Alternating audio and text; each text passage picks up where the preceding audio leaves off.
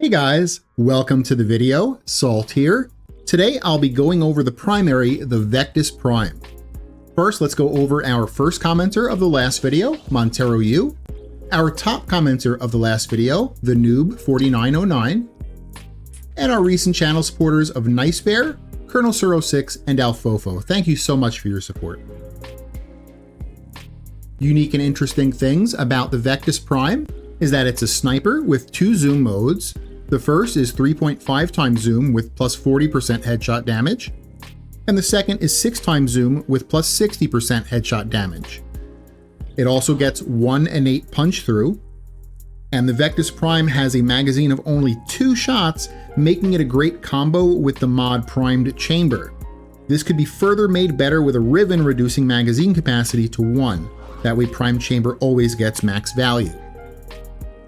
Now, wait a second guys, do you hear that? It's the cries of the poors saying they don't have 300 plat to buy Primed Chamber or another few hundred plat to buy a negative magazine capacity Riven. But it's okay brothers, I got you. Because Hunter Munitions can easily replace Primed Chamber and is honestly questionably better in some very specific situations that I'll go over when we get to the mods. Alright, let's go over the build.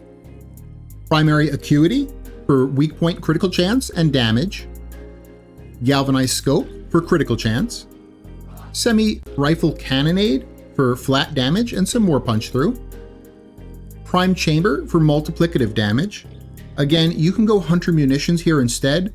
Let's go over the situations where Hunter Munitions can maybe beat Primed Chamber. So first would be high level runs like Level Cap, where dots typically start beating out raw damage. The other instance would be if your build is already running a lot of multiplicative damage, like with Roar, or if you decide to use faction damage mods. Now, in a perfect world, it would be awesome if we could afford to run both Primed Chamber and Hunter Munitions, but the only way to do that without hurting other aspects of the build would be using a Riven to compress mods.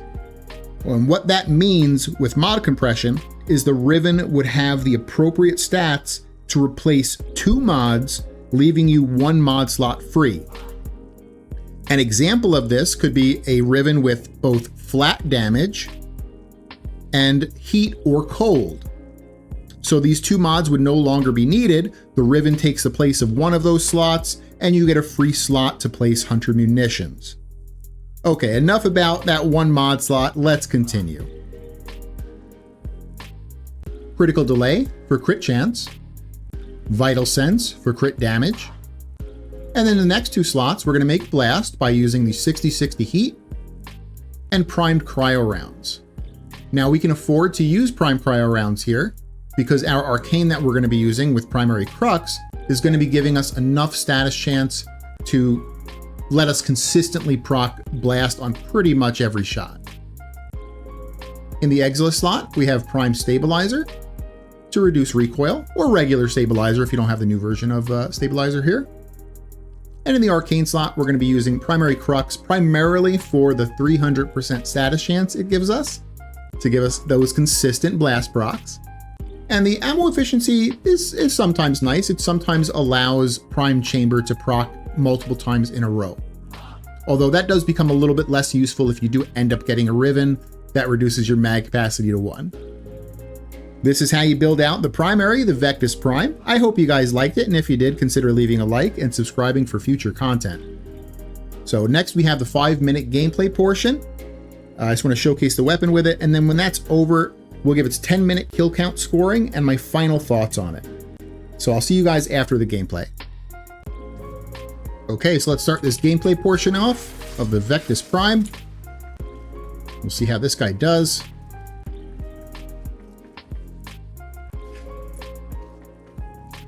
Oh, I am lost in the sauce already. I'm going the wrong way.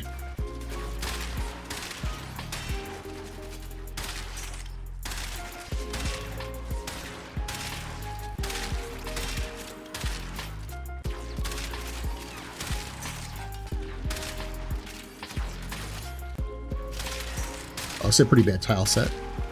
Enemies like to get stuck in this tile set because of these stupid little traps.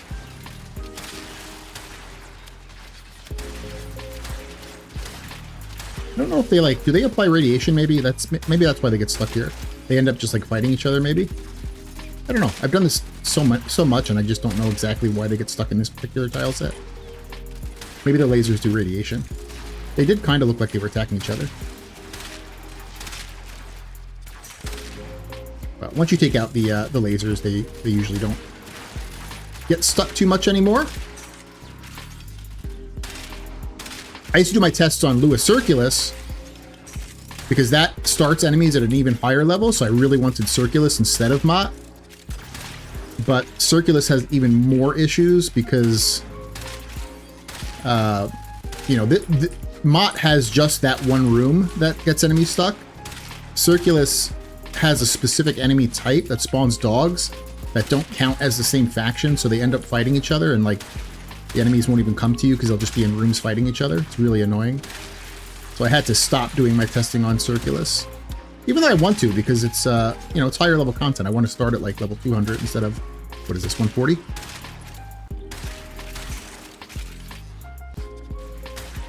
So when I do these runs and I do my tests, my 10-minute tests, weapons that are average will get about 500 to 700 kills in 10 minutes.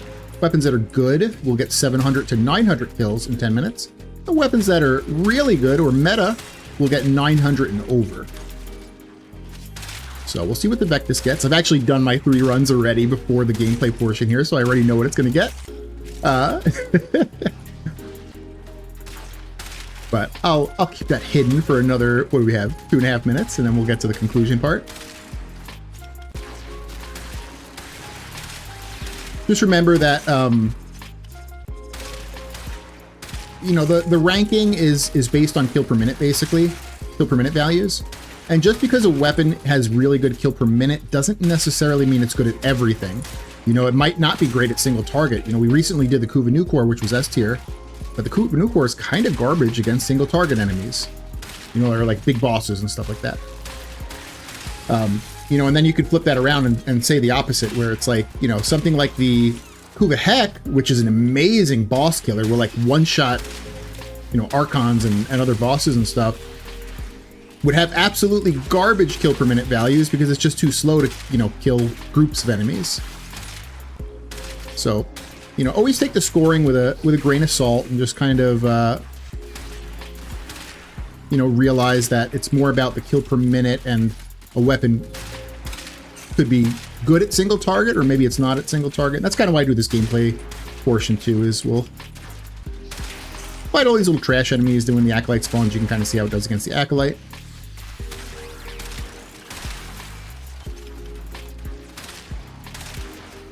As long as we don't get Mania. I hate Mania so much because he puts Zephyr's Turbulence buff on him and you can't even shoot him through the Turbulence. You have to wait for the buff to fall off, and I can never tell when it falls off, so I have to like shoot him randomly until he finally takes damage. Really annoying.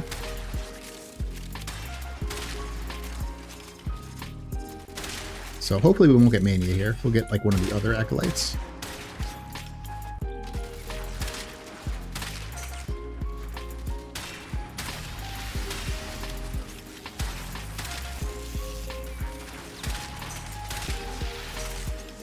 Also, always consider the mission types too, you know. Some weapons and playstyles favor certain mission types over others. You know, obviously, a sniper where you have to aim carefully and it's a little bit slower of a playstyle is not really going to be that great in super fast, objective-oriented gameplay. You know, something like Cascade where you need to like run around and do different things, or Disruption to maybe a lesser extent where you have to kind of chase around the Demolist.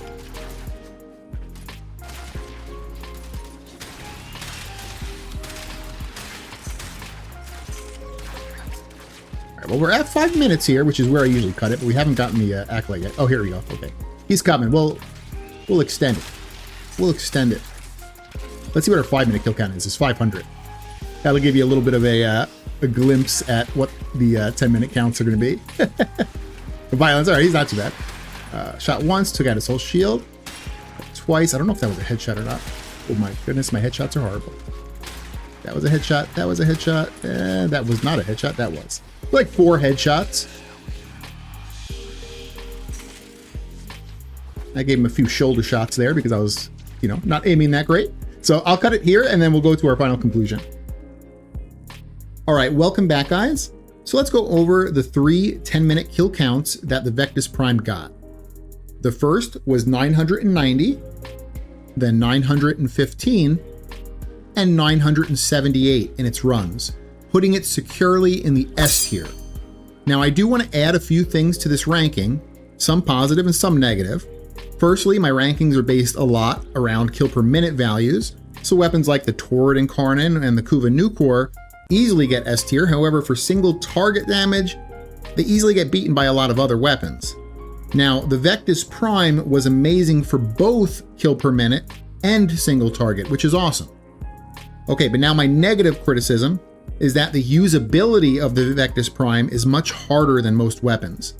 In survival missions, it'll be easy to keep Crux and Scope at full stacks, but in mission types where there's more objective type play and movement, I can easily see the user struggling to keep the weapon at its full potential.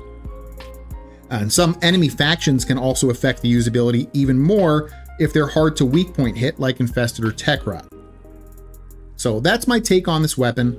It's S tier, but only in specific situations and mission types where you can maintain its power.